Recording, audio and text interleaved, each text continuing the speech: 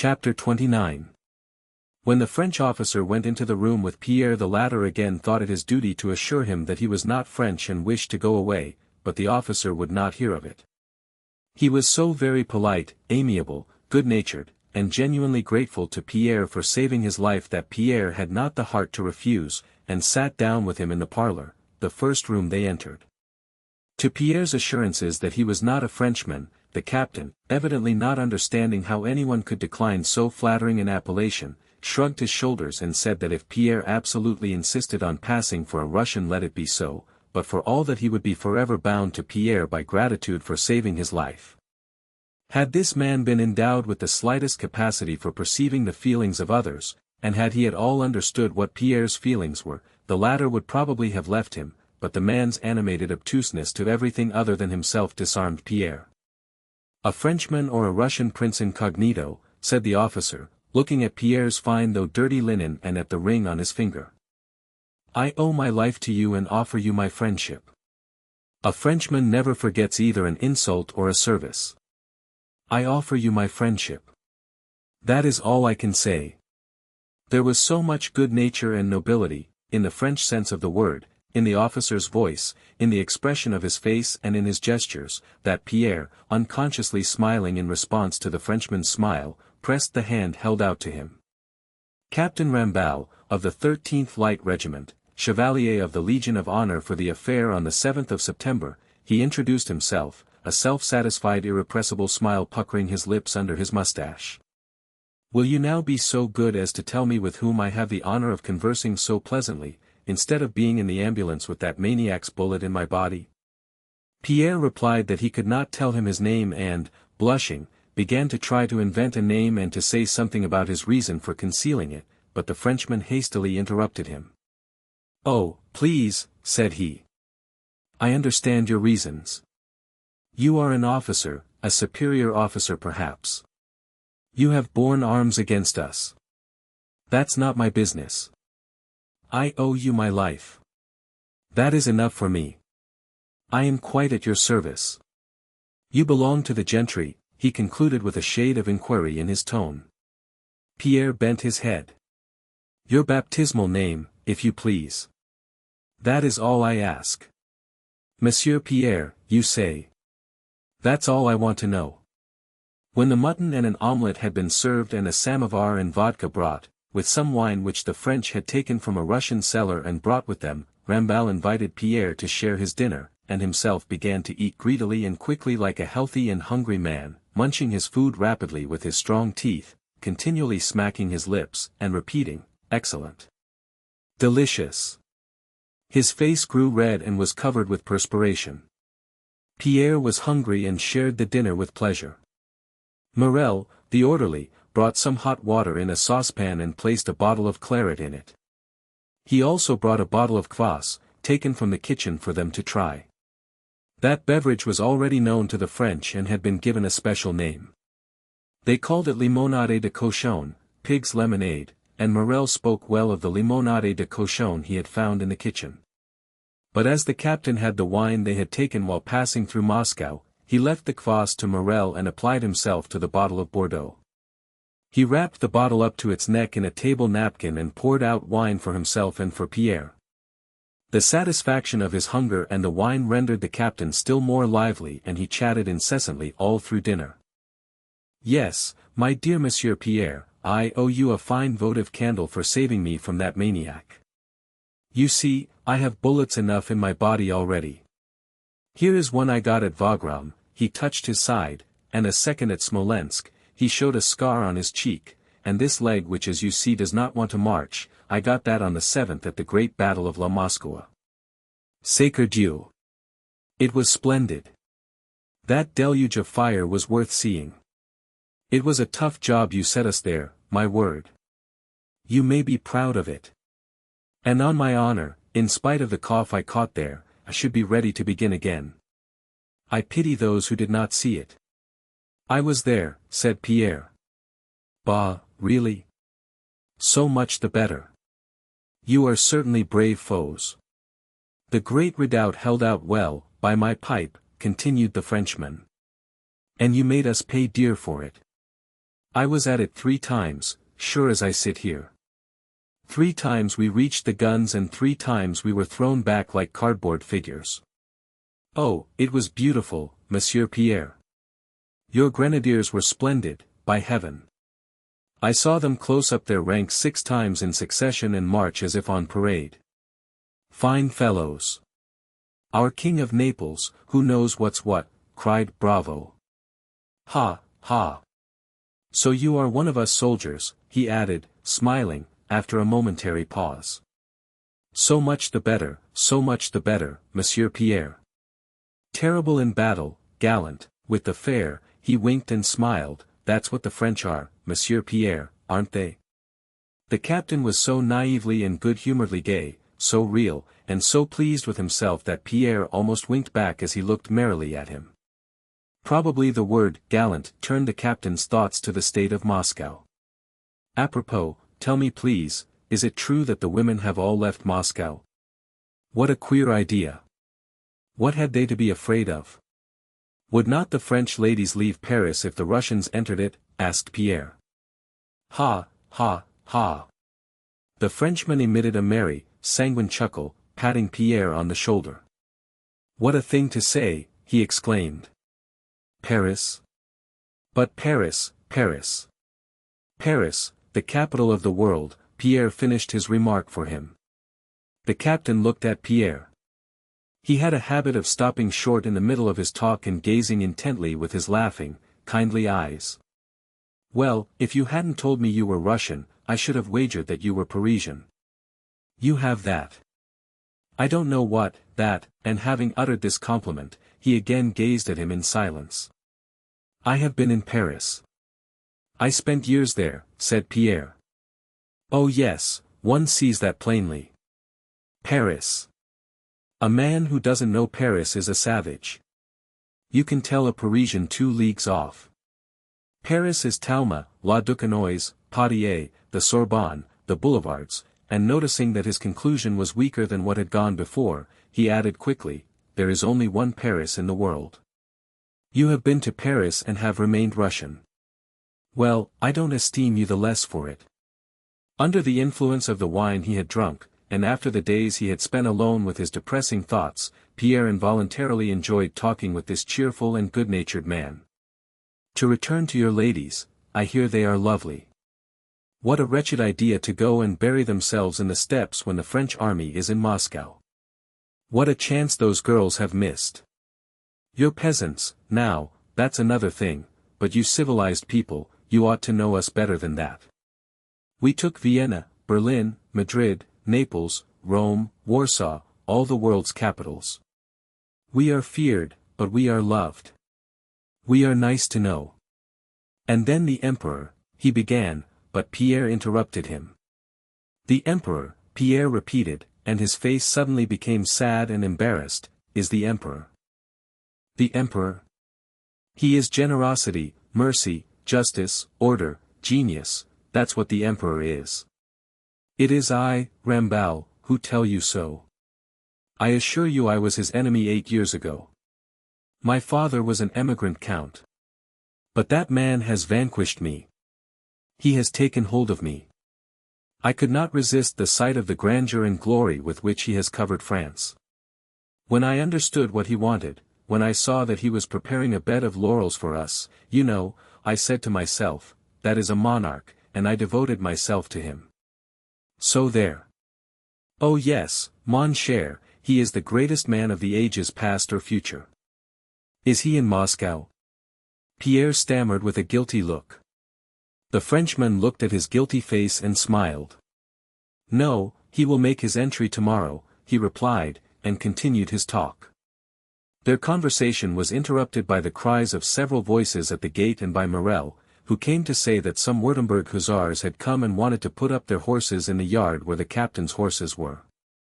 This difficulty had arisen chiefly because the hussars did not understand what was said to them in French. The captain had their senior sergeant called in, and in a stern voice asked him to what regiment he belonged, who was his commanding officer, and by what right he allowed himself to claim quarters that were already occupied. The German, who knew little French, answered the two first questions by giving the names of his regiment and of his commanding officer, but in reply to the third question which he did not understand said, introducing broken French into his own German, that he was the quartermaster of the regiment and his commander had ordered him to occupy all the houses one after another. Pierre, who knew German, translated what the German said to the captain and gave the captain's reply to the Württemberg hussar in German. When he had understood what was said to him, the German submitted and took his men elsewhere. The captain went out into the porch and gave some orders in a loud voice. When he returned to the room, Pierre was sitting in the same place as before, with his head in his hands. His face expressed suffering. He really was suffering at that moment. When the captain went out and he was left alone, suddenly he came to himself and realized the position he was in. It was not that Moscow had been taken or that the happy conquerors were masters in it and were patronizing him. Painful as that was, it was not that which tormented Pierre at the moment. He was tormented by the consciousness of his own weakness. The few glasses of wine he had drunk and the conversation with this good-natured man had destroyed the mood of concentrated gloom in which he had spent the last few days and which was essential for the execution of his design.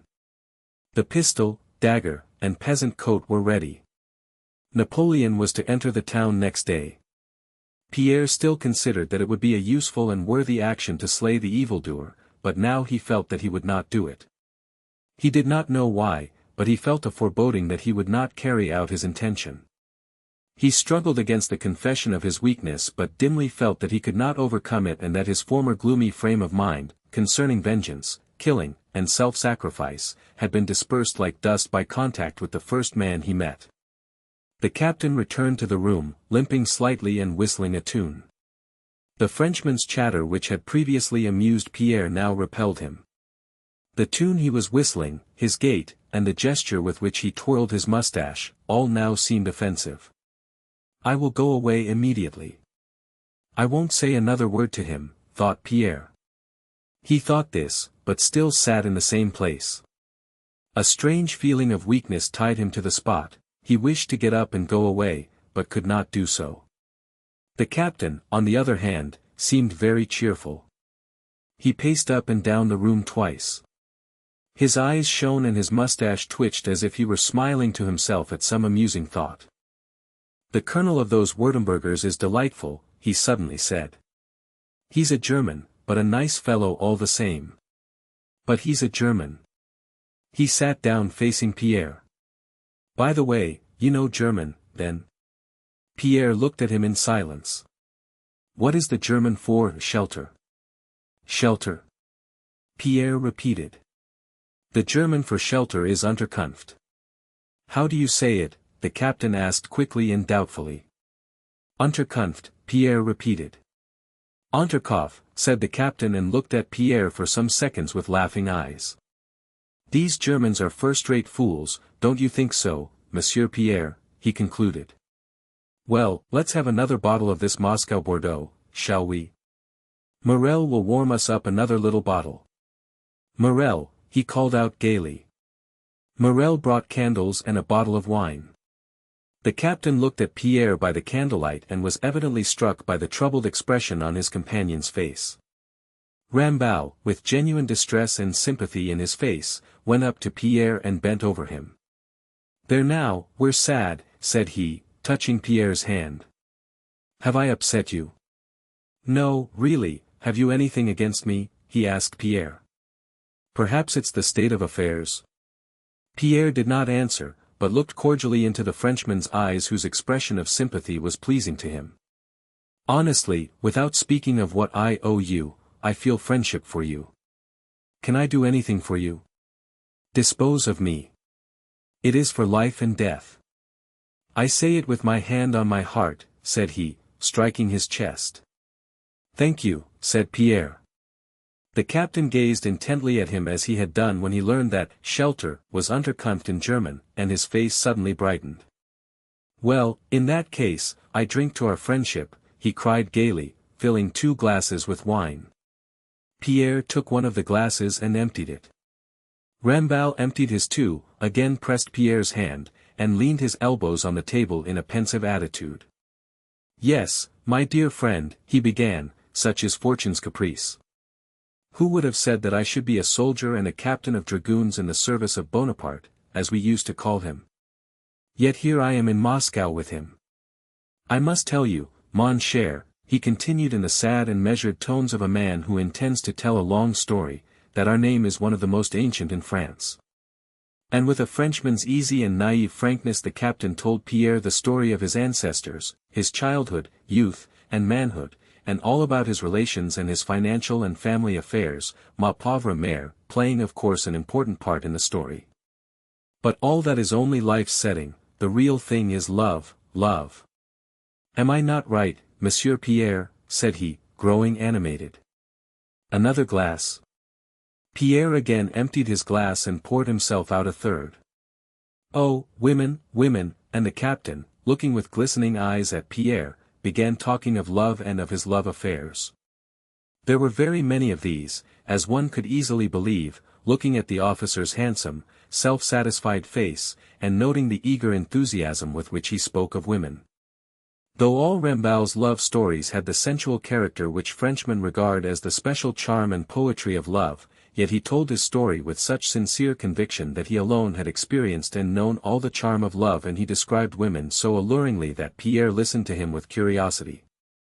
It was plain that l'amour which the Frenchman was so fond of was not that low and simple kind that Pierre had once felt for his wife, nor was it the romantic love stimulated by himself that he experienced for Natasha.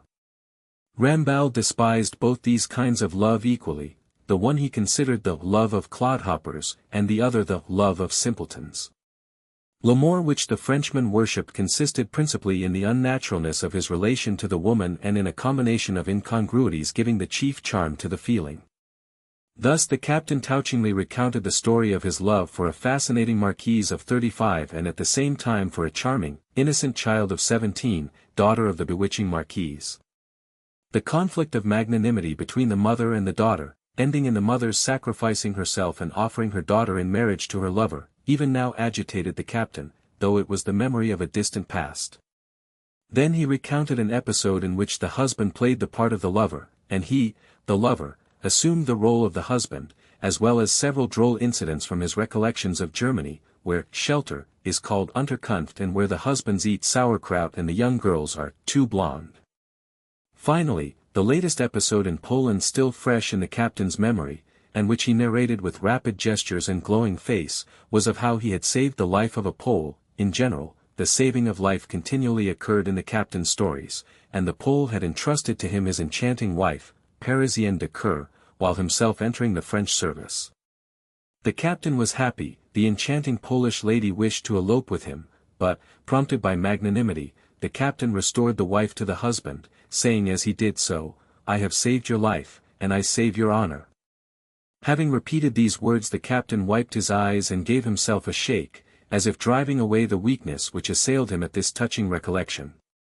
Listening to the captain's tales, Pierre, as often happens late in the evening and under the influence of wine, followed all that was told him, understood it all, and at the same time followed a train of personal memories which, he knew not why, suddenly arose in his mind.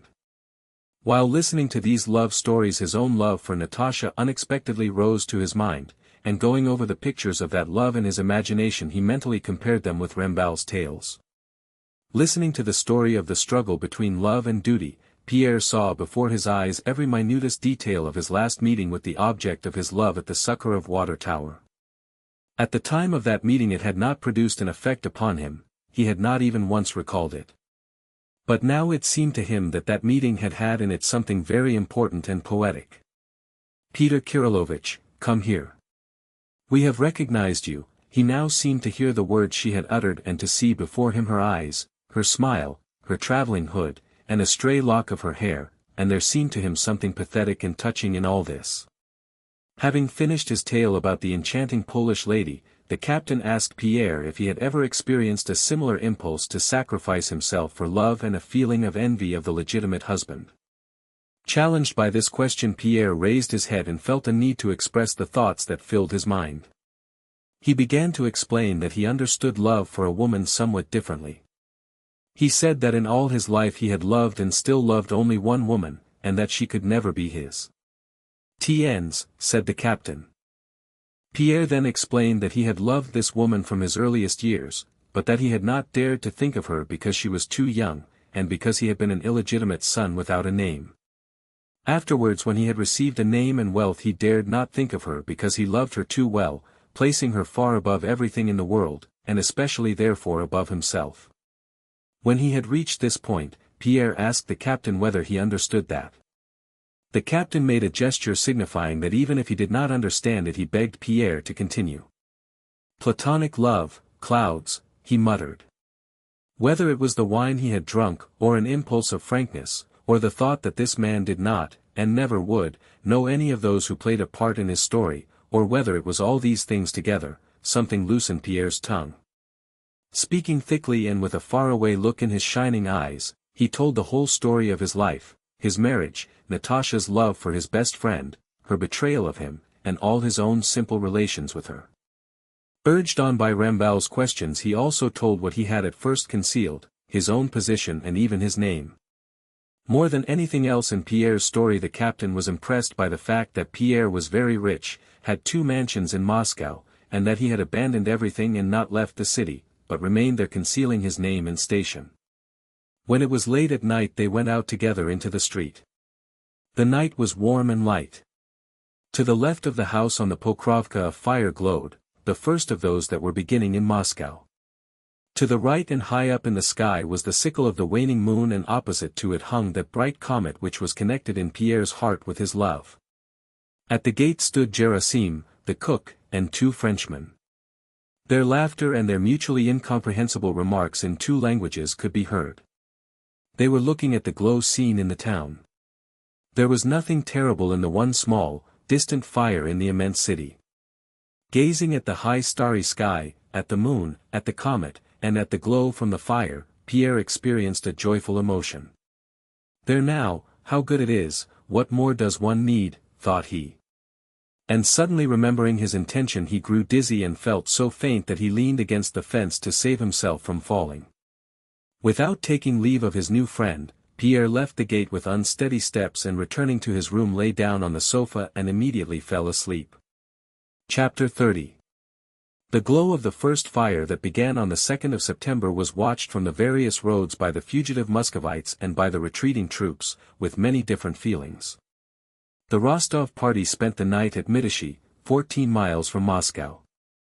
They had started so late on the 1st of September, the road had been so blocked by vehicles and troops, so many things had been forgotten for which servants were sent back, that they had decided to spend that night at a place 3 miles out of Moscow.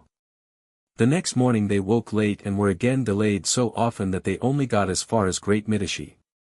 At 10 o'clock that evening the Rostov family and the wounded traveling with them were all distributed in the yards and huts of that large village. The Rostov servants and coachmen and the orderlies of the wounded officers, after attending to their masters, had supper, fed the horses, and came out into the porches. In a neighboring hut lay Revsky's adjutant with a fractured wrist. The awful pain he suffered made him moan incessantly and piteously, and his moaning sounded terrible in the darkness of the autumn night. He had spent the first night in the same yard as the Rostovs.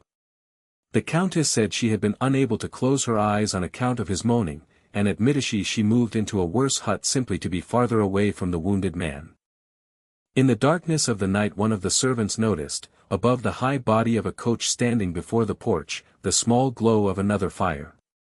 One glow had long been visible and everybody knew that it was Little Mitishi burning, set on fire by Mamonov's Cossacks. "But look here, brothers, there's another fire," remarked an orderly. All turned their attention to the glow. "But they told us Little Mitishi had been set on fire by Mamonov's Cossacks." "But that's not Mitishi, it's farther away." "Look, it must be in Moscow." 2 of the gazers went round to the other side of the coach and sat down on its steps. "It's more to the left, why, Little Mitishi is over there, and this is right on the other side." Several men joined the first 2. "See how it's flaring," said one. "That's a fire in Moscow, either in the Sushchevsky or the Rogozhsky quarter." No one replied to this remark, and for some time they all gazed silently at the spreading flames of the second fire in the distance. Old Daniel Tarantik, the count's valet, as he was called, came up to the group and shouted at Mishka. "What are you staring at, you good-for-nothing? The Count will be calling and there's nobody there, go and gather the clothes together." "I only ran out to get some water," said Mishka. "But what do you think, Daniel Tarantik? Doesn't it look as if that glow were in Moscow?" remarked one of the footmen.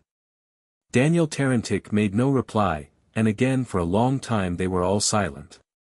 The glow spread, rising and falling, farther and farther still. "God have mercy. It's windy and dry," said another voice. "Just look. See what it's doing now. Oh Lord. You can even see the crows flying. Lord have mercy on us sinners. They'll put it out, no fear." "Who's to put it out?" Daniel Tarantik, who had hitherto been silent, was heard to say. His voice was calm and deliberate. "Moscow it is, brothers," said he. "Mother Moscow, the White," his voice faltered, and he gave way to an old man's sob. And it was as if they had all only waited for this to realize the significance for them of the glow they were watching. Sighs were heard, words of prayer, and the sobbing of the Count's old valet.